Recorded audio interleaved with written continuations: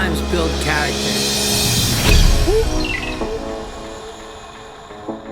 This isn't just a show, this is real life. It's not about how you start, it's about how you finish. You gotta see it before anyone else can see it. Every second, every minute, every day.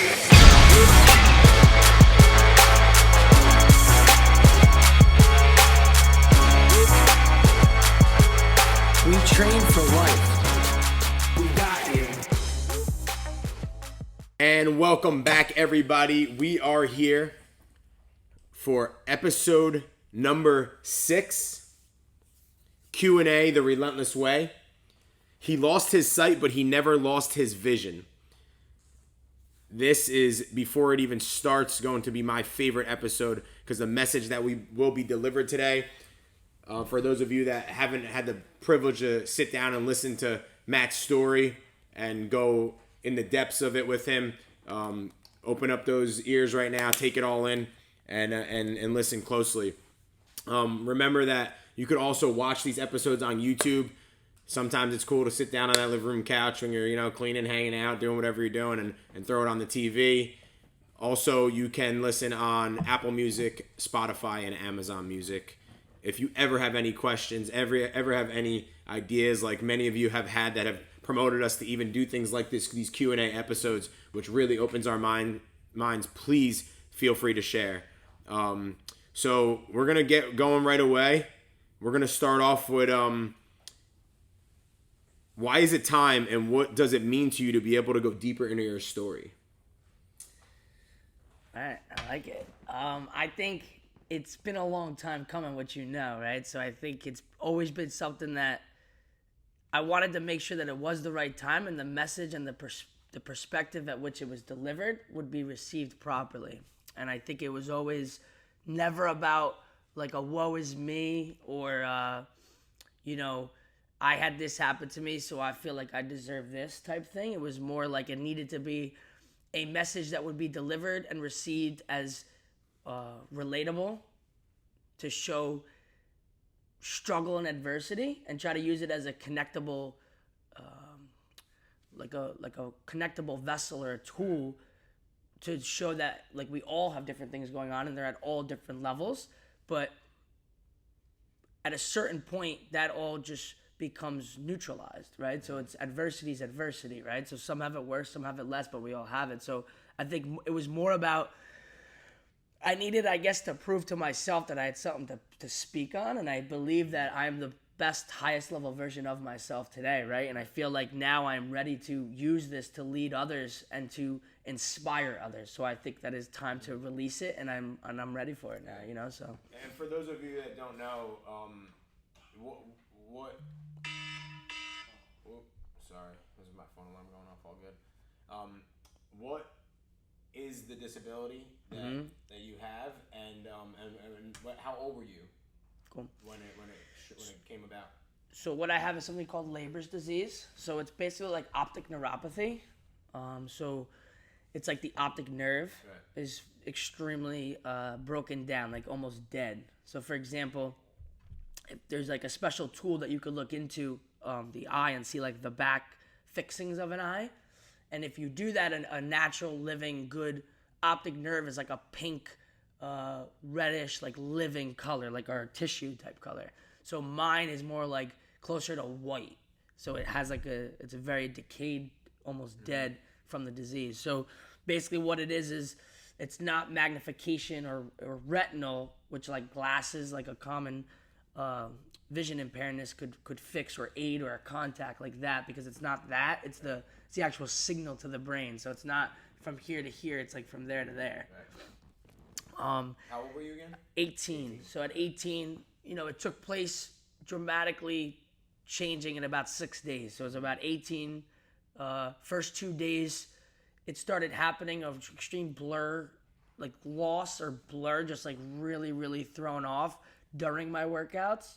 And I just contributed to like an increased blood pressure and heart rate. And I just thought I was getting after it real hard. So I was like, all right, let's just keep getting it, Day 3 and 4 was a little bit more stayed lasting. So like after my adrenaline came down, it stayed that way. So it definitely sparked a little like eyebrow up, like, all right, it's a little weird.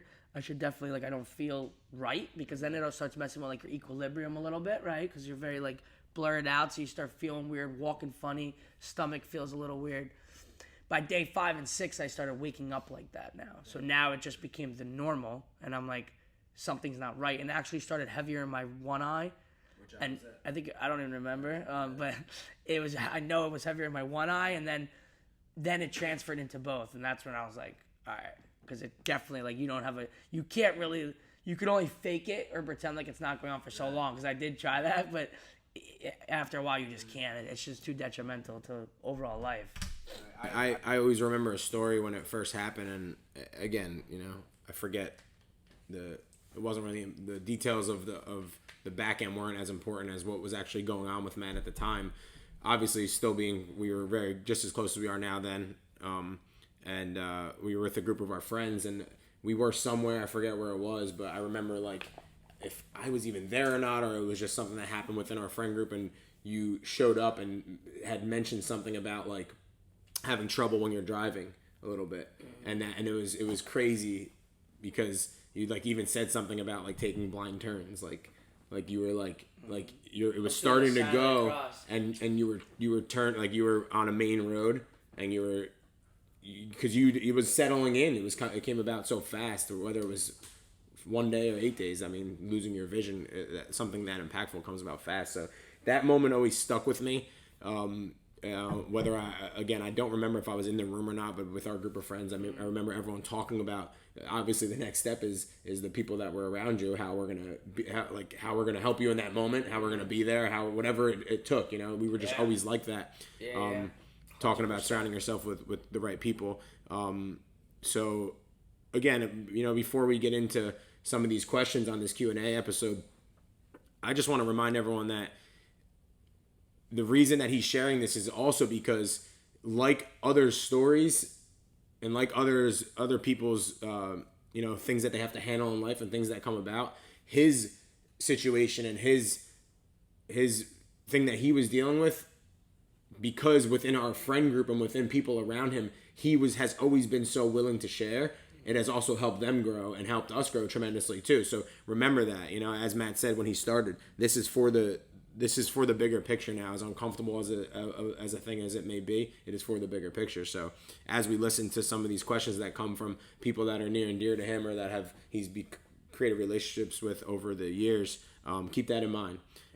We are going to start off with our first question, and it comes from a longtime client of Matt's, Brenda Cohen. She'll give you a little background, and as Matt, answers the question, he'll also reflect on her a little bit as well. So her first question here, we're gonna play it.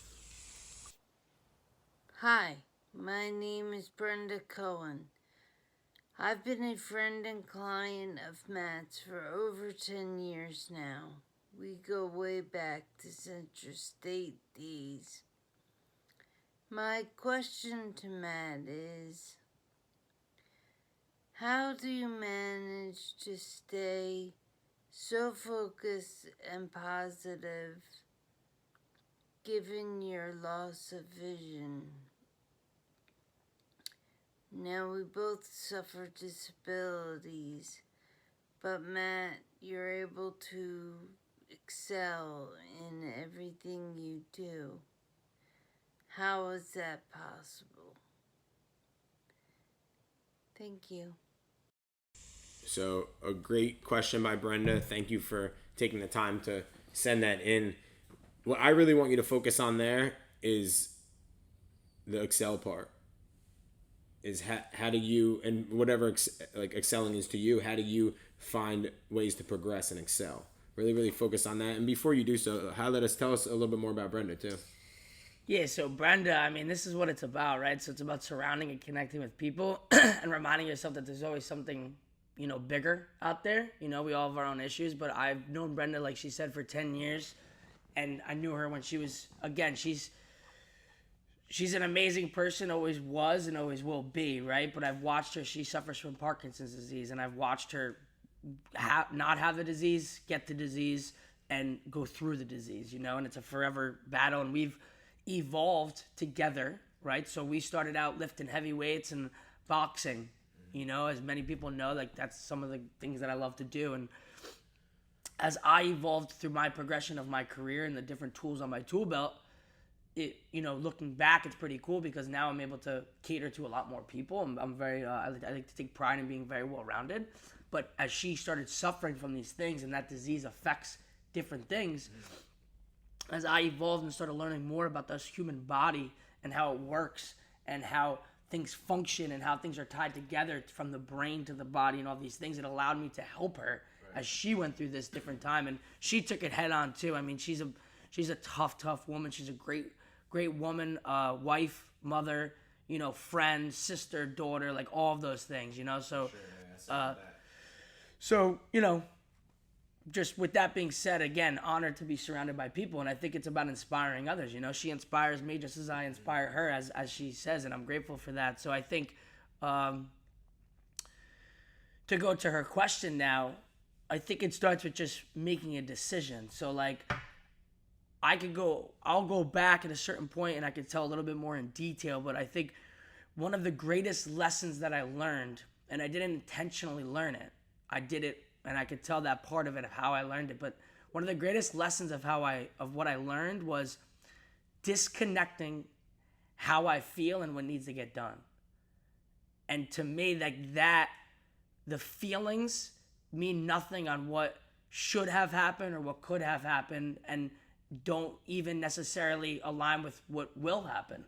But it comes down to this simple equation of true facts. So like, for example, losing my vision in the beginning was, why me? This is unfair. This is all these things, all the things that we all feel. And you're just like, like it does that feeling, right? Like they say, like the feeling of, like you go watch someone's body language of being anxious or depressed is like a lot of like intrinsic, or someone confident who's big, so something like that will just like pull you in. Like you feel less, you feel inadequate, you feel like all of the bad things that a person shouldn't feel. So like in that moment now, you start feeling these things.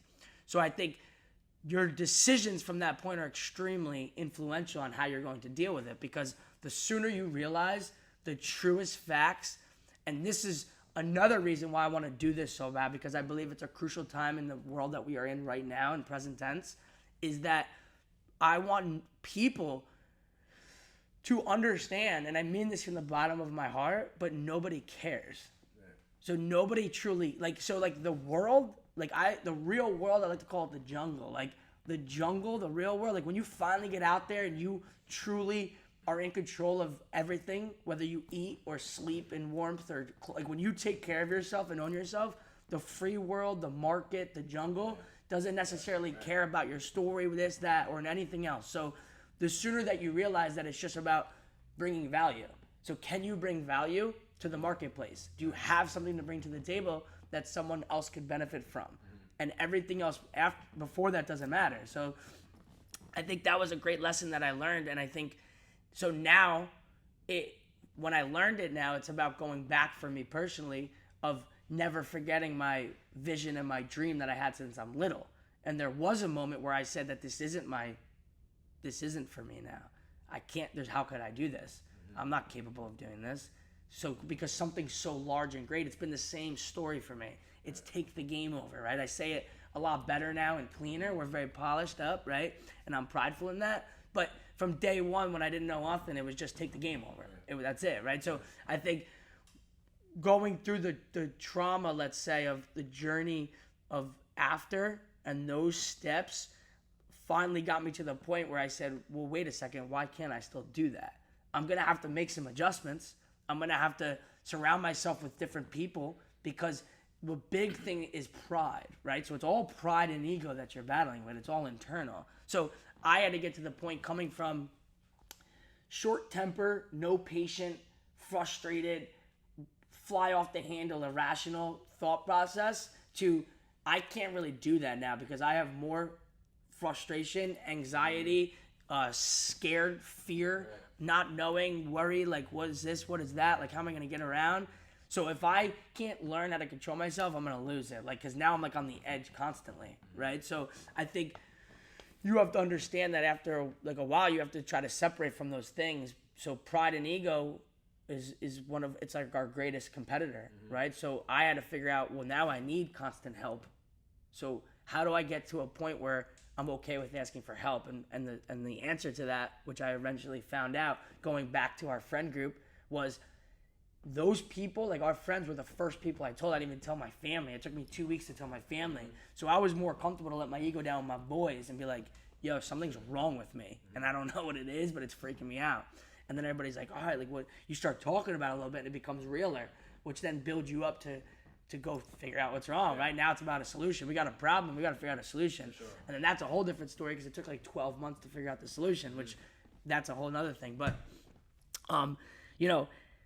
surrounding yourself with great people that you don't mind asking help from now. So now all the people in my circle, I don't mind asking for help because they know if I'm asking you for help, I truly need it. Because if I could do it myself, I would. Or now I'm in a position where we're building up other people around us even, so they understand that, hey, you know I could do this, and I know you could do this, and I need you to do this for all of us so that we can go out and do other things that are only going to benefit from it. So it's been a beautiful cycle and circle of trust, loyalty, dedication to self and to others. Right. And that is talking about excelling. It's proof right there from these words that you hear from Matt is that it just doesn't happen. We don't just get to that point. Brenda asked a great question, but she's also somebody that has watched him along the journey. And once she's asking that question, she probably could answer that just as well as you, honestly, because she's watched you do it. So these things along the way that Matt talks about, such as disconnecting from your feeling and your emotion to what really needs to be done, those were the big pillars and stepping stones to him excelling in things that he has at this point. From building a family to his relationship with his own family, his parents, his sister, and as well as his career and his livelihood and the vision was never lost, as we say in our title, right? If anything, right, for sure. I would say the one last thing, the one word I would use for it all is discipline. Right. So I define everything that I just said into discipline. After a while, it's about figuring out what you want, understanding what it takes to get it, and then not altering it based upon feelings. For sure. So let's bring us right into our next question that was sent in by someone that was in our close friend group, Corey Weissman, who has an unbelievable story of his own, and he'll tie that in a little bit too. Here you'll hear, but Matt could again highlight that a little bit and answer this question. Hey, this is Corey Weissman. I've known Matt for a long time now. We played baseball together when we were very young. So my story is I actually had a brain hemorrhage when I was 19 years old that paralyzed the left side of my body. Forced me to stay positive, turned my struggles into a feel-good story where I was able to overcome it. Very similar to Matt. So my first question to Matt would be, how were you able to stay so positive given the situation and the cards you were dealt when you first found out what was going on and you were losing your vision? How were you able to stay so positive and keep from giving up? So that's another great question and that's why I want you to focus on excel with Brenda, because the way that Corey asked that question is like positivity. Where did that come in? I could say, just to start it off, Matt was never really a negative person, so he had a pretty good start with that. As much as he talks about, obviously, patience and things like that, he wasn't a negative person. He was always, no matter what in his life, was always someone that was positive, was the uplifting type, and that has been and always will be and was one of his strengths. So how did you keep that positivity and to this day, you know what I mean, with constant stuff that could potentially, push us down or push you down? So I say this a couple different ways, but I'll start by simply saying that I believe that I'm ultimately powered by love. So I think I come from really great roots. My mother and father raised me to loving, hardworking people, and I'm forever grateful for that. But a lot of love and a lot of lessons. I try to take that as well, where it was always, we talk about that a lot. Like, my dad coached me in sports. My mom was always there for anything throughout life, and was always dishing out lessons without knowing it, right? So it was always a story. It was always well, hey, this didn't work out, but you could see this, this, and this. So definitely ingrained into me to always see the good. And looking back, my mom is definitely the major driver of that, and looking as I go through life and understand human beings now more than ever, and I'm constantly trying to grow and learn more, but my mom lost her father when she was like 17 years old to pancreatic cancer, and it happened quick.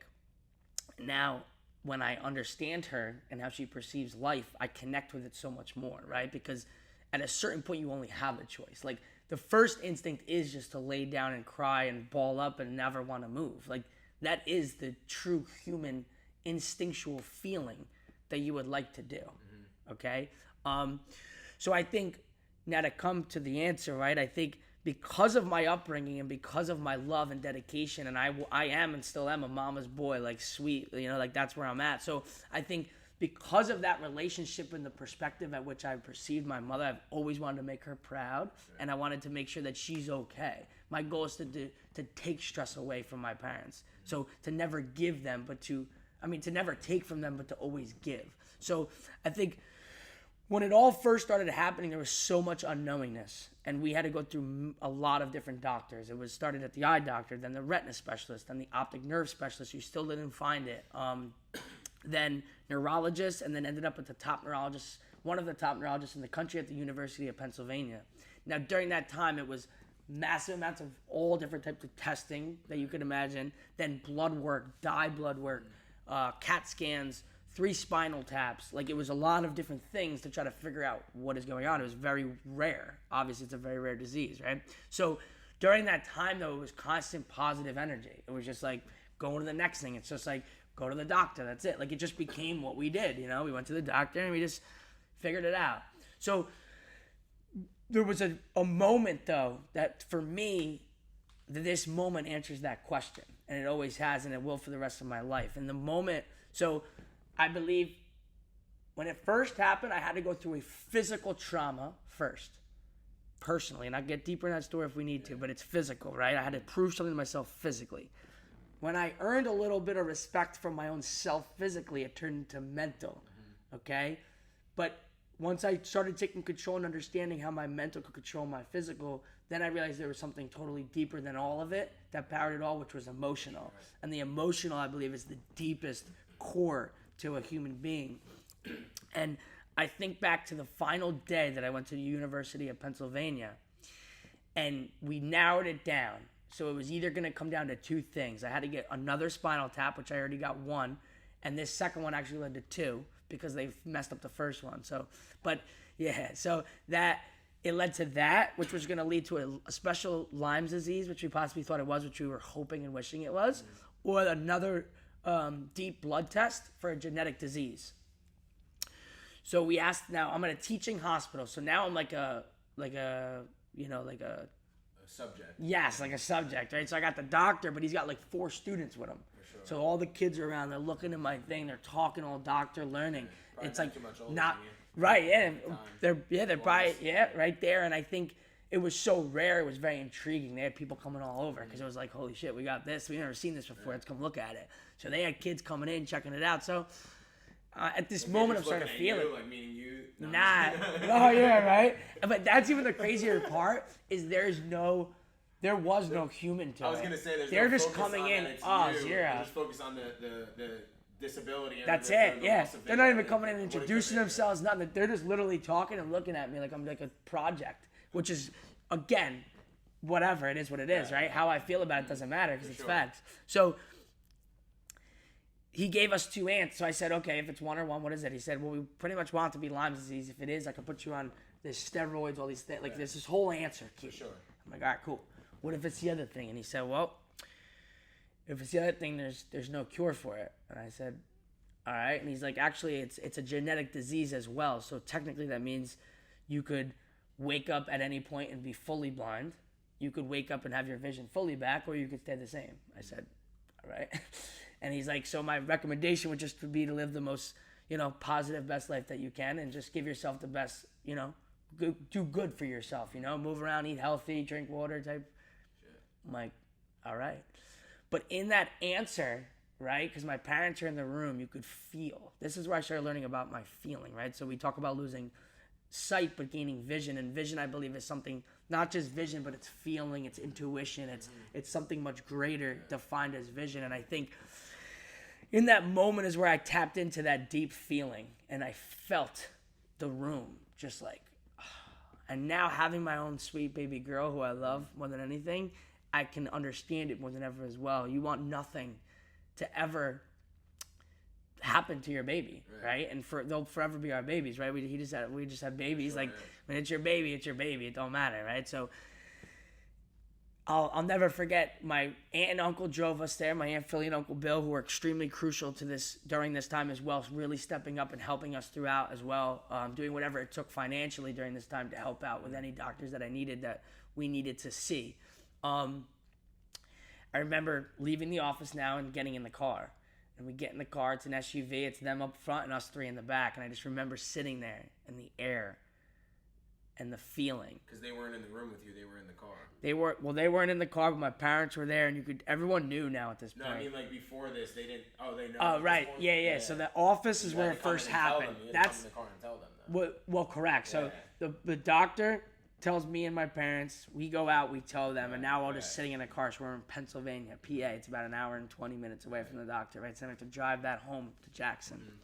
So that ride to me was the moment of major decisions, because the feeling that I felt, like I didn't want anyone to hurt. I love everyone a lot, but especially my mom deep, is I could feel the energy. And for her to watch me take that in a bad way or to break me would be detrimental to my whole life. Like, so, but it was a teeter. It was bad because I wanted it so bad, but it was natural instinct. I did feel bad. Like I did feel negative. I did lay in my bed, but there was one time where this happened very rare. My mom still talks about it, but I did lay in my bed for like 3 days or some shit. And it was like, I don't even know if I ever told anyone, but there was like a 3-day period where I just laid, and they would come in and try to talk to me, and I would just lay, and I just wouldn't get up.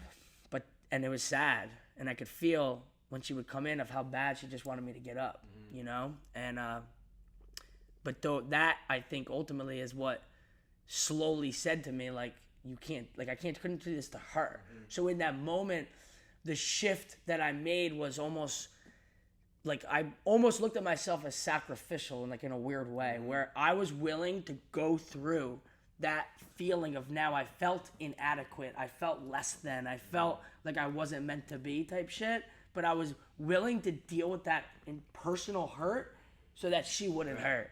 And that was like the first little smack, like, yo, get out there and just start playing, like, just start figuring it out, because you deserve, like, I was willing to suffer, I should take this on myself, let me go be uncomfortable out there so that she sees me just doing life, and that she could feel good and like, all right, he's up, he's doing his thing. And whether it was fake, because it definitely was fake in the beginning, and now it's just facts, like, now I figured it out. This is a very long time ago, but at the time, that is originally what the drive to stay positive was, because I knew how important the energy and the feelings at which my actions were giving to the people that I love the most. Right.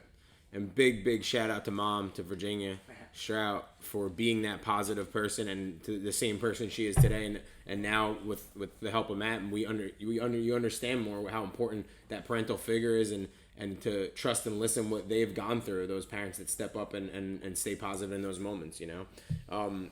So our next question, we are going to go back to Brenda Cohen with a second question that she has. So we'll listen up right here. Hi, Brenda Cohen here. I want to know from Matt if he has any trepidations during boxing. We all know how confident and great Matt is at boxing, but when a punch is being thrown at him, is there any moment of hesitation?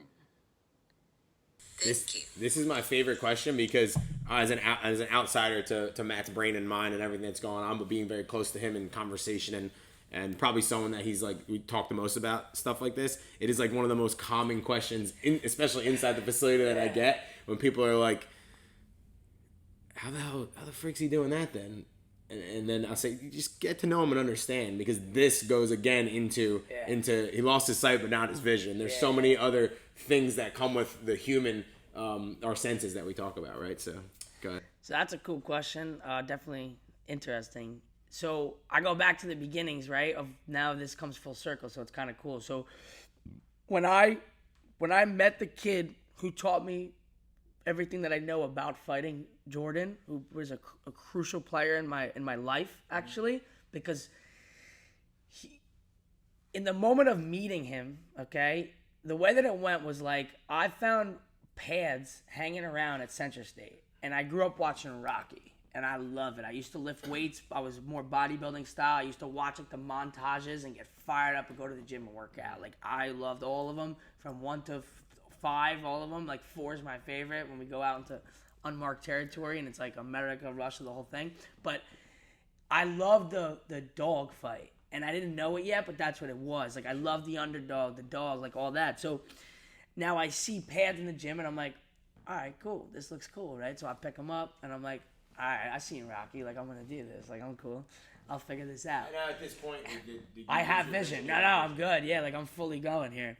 So I start doing it with someone I'm really comfortable with. And I'm like in the far back corner. I'm like, all right, we're going to go do this. And I'm like just figuring it out. I'm like, all right, we're going to start doing this. Like speed straights, right? I don't even know what it is, but I'm just like, we're going to start punching. And I'm going. I'm like, all right, I'm starting to feel. I'm like, this is cool. That same night, so the first night that I tried to do it, it's late. I planned it like that. I want nobody to see me. Like, I want to figure it out.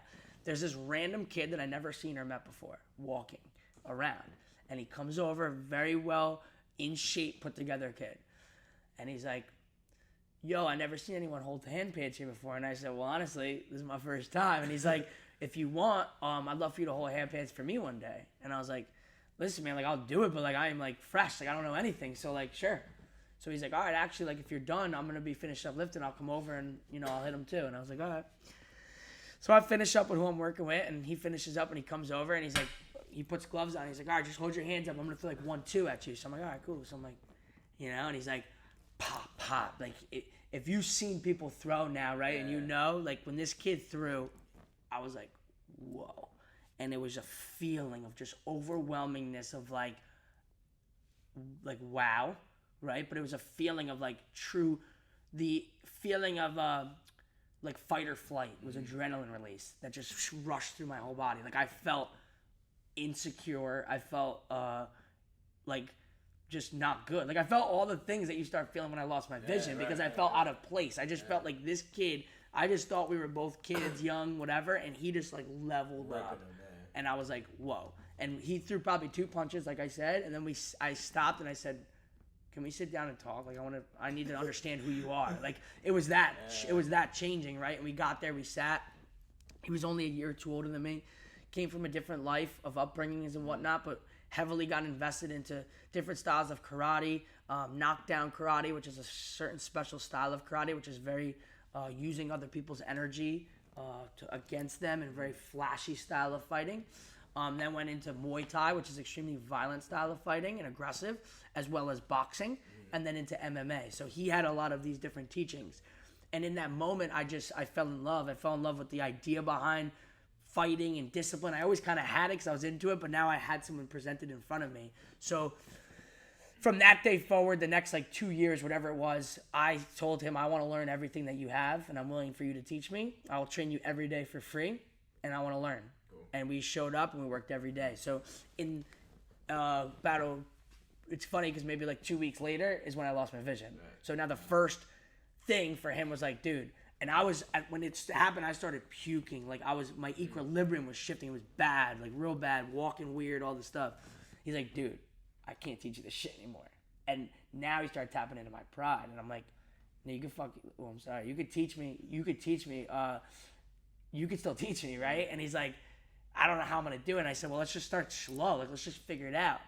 And he's like, I don't know. And he's like, how about I got this belly pad. Why don't you, I'm going to bring this belly pad, and why don't you just start wearing this? You don't have to see to do this. I'm like, all right, cool. I'll do anything once, right? So he brings his belly pit in. It's like basically like You're strapped up. You're a human punching bag. Correct. So day one, he comes in. I strap this thing up. So now all he's literally saying to me in this moment, and what the value I had was just my body. That was it. I had nothing else, which was true, really, if you think about it, in that moment. Now this kid hits me, and we call it phase one now, right? He gave me I've gotten a lot of great lessons, but we call it phase one in the fighting world, which is establishing dominance. It's something that should be said immediately, right off the jump. And he did that. And he hit me one time and dropped me, knocked the wind out of me to my knee. And I stayed down there for a few seconds, and I gathered, and he's like, he was a very soft-spoken man. And he's like, yo, you good? And I'm like, yeah, I'm good. I'll be up in a second. And I stood up. And I walked forward. Boom. Dropped me. And I understand it was part of the game, okay? It's a human. This is true human nature, right? And every time he did that about 8 times in a row. I'll never forget it. 8 times got dropped.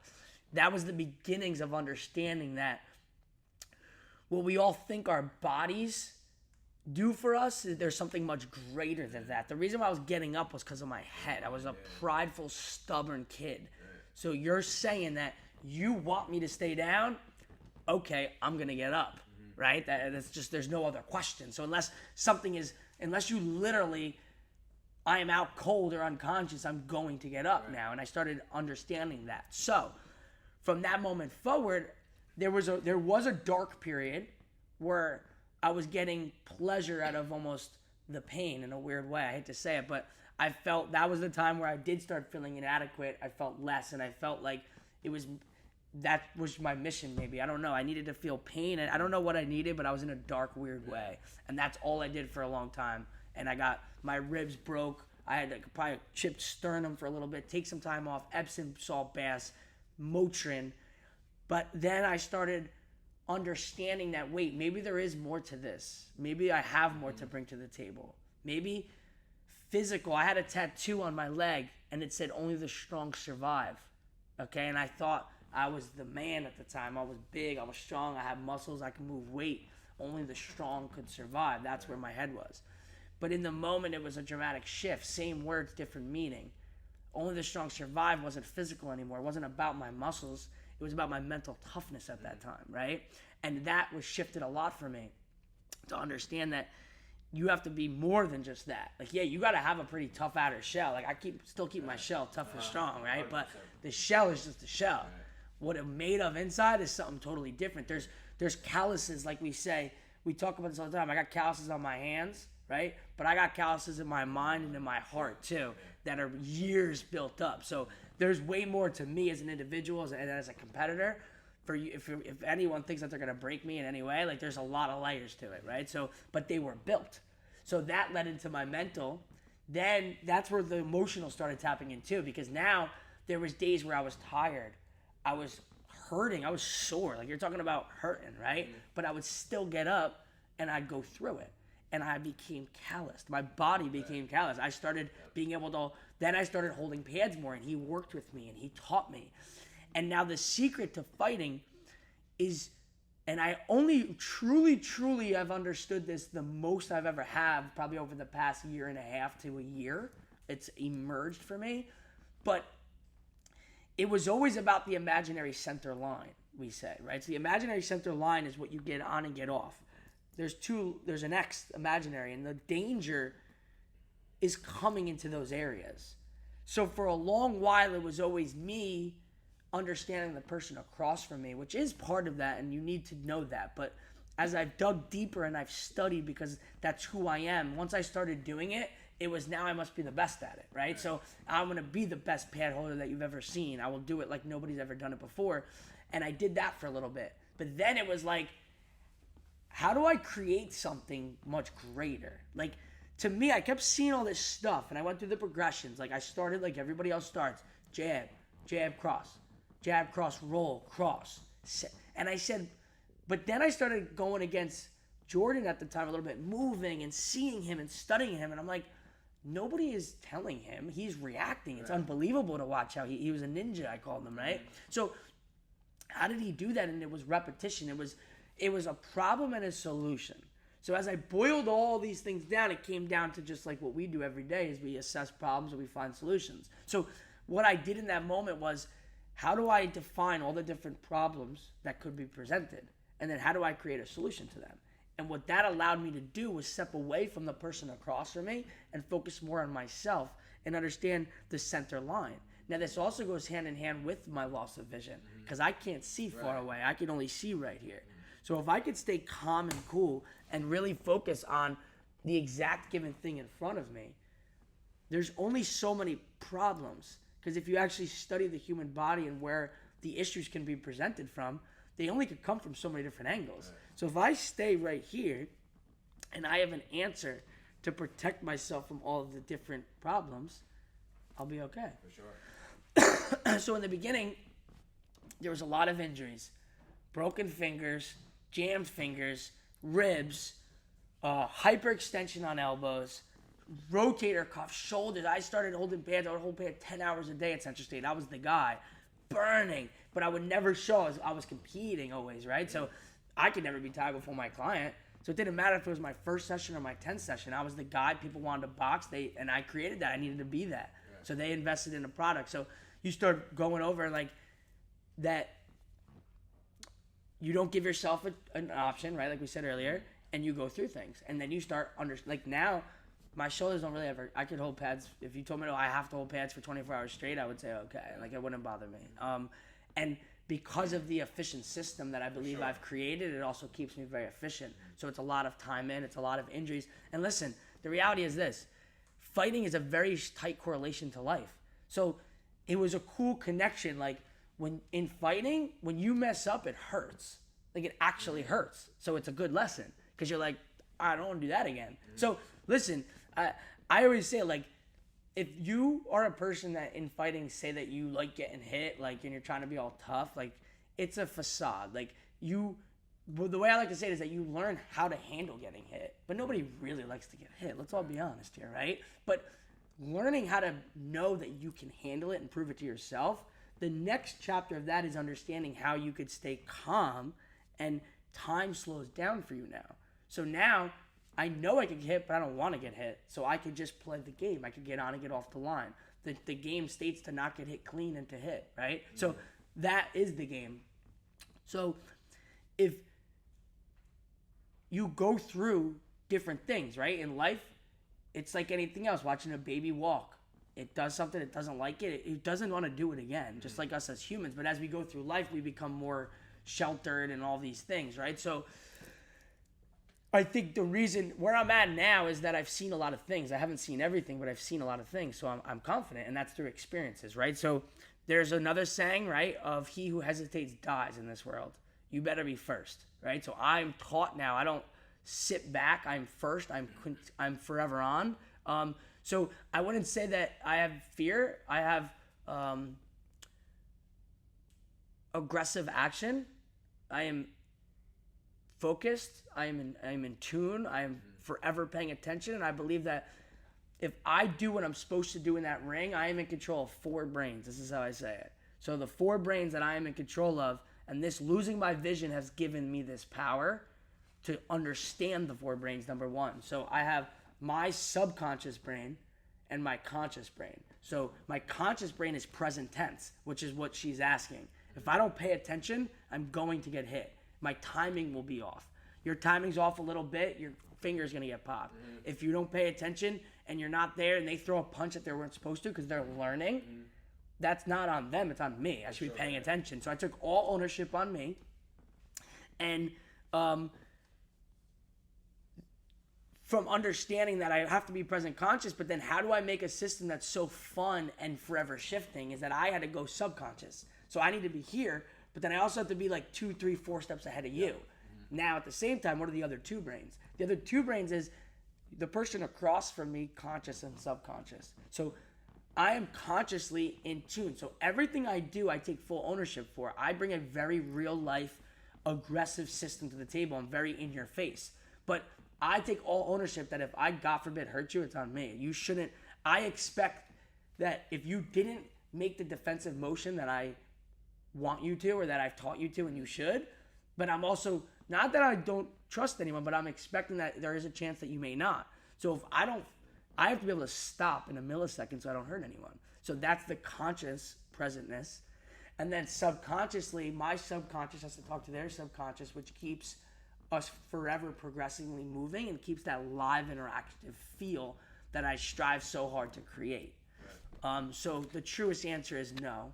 I feel no fear. I feel fully able, willing, and ready for anything that gets presented in front of me. And I enjoy competition. I enjoy challenges. And I think the time that I put in on my own is what allows me to not have any fear. I put a lot of time in my own that I don't even talk about, but I do shadow noodles every day. Like, I noodle against my imaginary line every day. Why? Because it's about me keeping my craft strong. So I am disconnected from who is across from me. It's all about me and my product and the delivery of it. So if I don't stay sharp alone, how am I going to be sharp with someone in front of me? So that's where I'm at. So I believe my work, my preparation, my dedication, my consciousness, my presentness allows me to not feel fear and to embrace the fight or flight. I'm very familiar with it, and I like it. I enjoy it. I feel like that's my place, and time has slowed down for me now, and I enjoy it. Great question from Brenda, and we see how number one, just putting in the time in something that he does love and enjoy, especially for what he experiences as far as his sight. It allows him to paint the bigger picture and heighten those other senses is something we talk about a lot. Well, correct, right? And that's a true thing as well. It is pretty amazing how our bodies are true survival mechanisms. And I will say that even though I have lost my sight, other things are very high. My attention to detail, my intuitiveness to feel energy across from me, my ears, I can listen and hear. I can see little motions because even though I don't see well, I actually pay attention better. For sure, yeah. So the littlest motion or movement I will react to because I'm not going to see it clear. So I have to see the tiniest little thing. So it's pretty cool because it actually taught me how to really pay attention. Yeah, for sure. So we're going to go to our last question from Matt Picone. Our last guest. Different question from Matt Picone, who has been a member with us for years. Become very close with the team.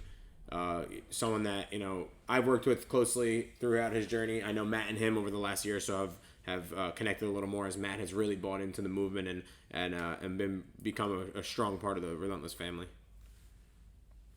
Hey everyone, my name is Matt Picone. I'm 21 years old. I've been with Relentless for about 7 years now. My disability is I am deaf / hard of hearing. And my question to you, Matt, is what keeps you going every day despite not being able to see? So again, a lot of these questions could blend a little bit, but at the same time, what I pull from that is what brings you motivation? Like what's inspiring to you from along the way? I mean, I'm sure you use many different things, but what keeps you going? I think it's just the dedication to the word to myself, to be simple, right? And then we could go into that. But I told myself, that's how I was raised, right? It's like, say what you mean and mean what you say. So I said it out loud. I said it to myself. It's something that I've, the vision of what we have dreamed of creating it's deep in my blood now. I've told too many people, not that, and it's not for them per se, but it's like I've put it out. Like, to me, it's my word, it's pride, it's my legacy now. My legacy will be left. And now more than ever, it's for my little baby girl too. I want her to grow up, and I want to leave the greatest example of, what I believe, what a human can do if they truly dedicate to themselves first, how they can impact and help others throughout the whole world and make an impact, right? So I think that can be done in any fashion, through any way, and it can be done on a lower level or a higher level. So I just want to lead the best example, I think, for her. I want to make my mom proud, and I want to keep the word to myself. And there's also a funnier little thing too as well that I always like to play on, where my father brought me into this industry because he came up in it. So when he was in the service in San Antonio, he got into bodybuilding, him and his twin brother, and they actually became like Mr. San Antonio twin brothers. It was this amazing thing. And when they came back home, they opened up gyms. Now, they ran those gyms before I was born. And as we know, right, business is very hard, okay? And it's raw and it's hard, and I think there's a lot of things that happen along the way, but unfortunately, bottom line is he was during that time of sacrifice, number one, right? It's when, when my parents ended up starting to get married and get a house, and things were a little tough, but it was also the emerge of the corporate style facility gyms. That was like when the Powerhouse and Gold's Gym started coming out, the old school, which is cool. Those were my first gyms as well, but he delivered more of a hands-on personal style. And when they came up, now it was about cheaper money. It was like the whole thing, right? So there is this cool feeling for me of watching and understanding him, and the sacrifices that he made for us to live our lives, and that he had to shift from his dream and his love to do what he had to do for us as a man. So I respect that. But then there's this also the competitor side of me is like bringing me up in the world. He never forced me to be in this world. It found me, and I love it, right? But now that I'm strapped up and in it, there is this little funny feeling of like, hey, I know it was hard for you back then, and the corporate world did that to you, but now it's almost like we're coming back 2.0 type shit, because we are the same style. It's pretty cool of what he was working to bring to the table, of that quality hands-on business for fitness. We are that now at a very more, the world wasn't ready for it then. It wasn't ready. It didn't want it then. It had to go through those corporate changes and the bigger box gyms, and now we have a little bit more of a playing field to play on. Correct. So I think there's that underlying feeling of like competition, of like now we're gonna come back and take the game back to where I believe it should be, and now you're stronger and better than ever, and he's still involved, and we brought him back into the movement, so it's definitely special to me.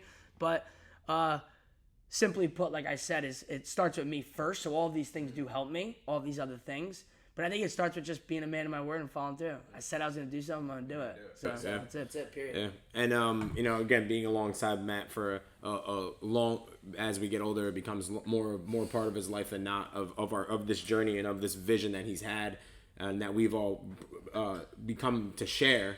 There's nothing truer than that, Matt's father, Pete, is someone that we've always referred to. He's always been part of our journey and always something that we've talked about, and his past experiences and what he set out to do when he was, younger in his day. So last question, we're going to go back to Corey Weissman. He had another great second question, so we're going to play that and finish up strong here.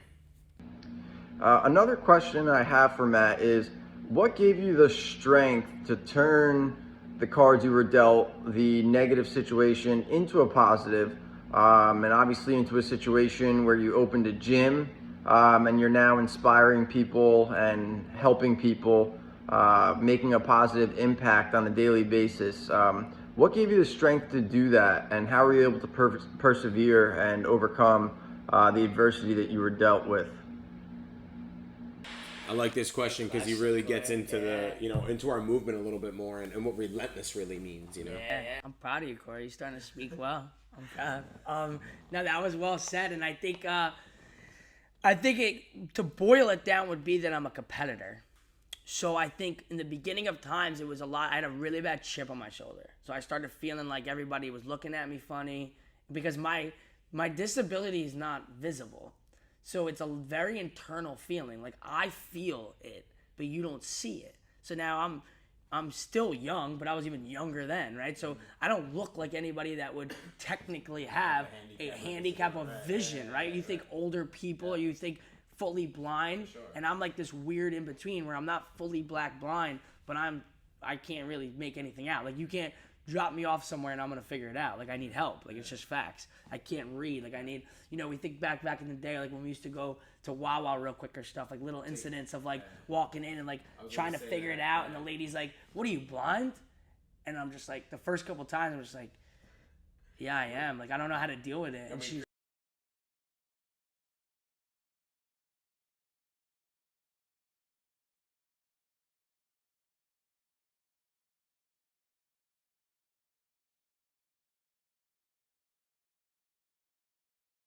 And we started that back then. So yeah, right. And all we were trying to do was teach people lessons. Right, exactly. That's all. We're still doing that now. We could have reacted in a completely different Correct. way.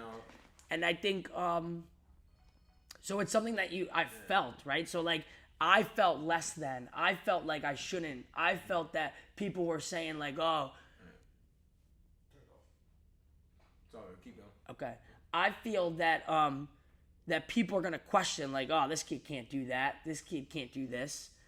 So I think that in that moment, it was a time that started with a chip on my shoulder that I was proving everything to everyone else. And from that point, that's when it started bringing out the competitor in me. So it was like, but it was actually good, right? So it was almost like people don't think that I'm going to be able to do this, so I have to do this now.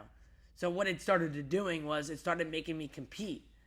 And it started making me feel like I was competing with other people, which in a way, like, it's kind of good, right? We call it cheap motivation, right. Which it led me to where I am today. So I think it had to happen that way.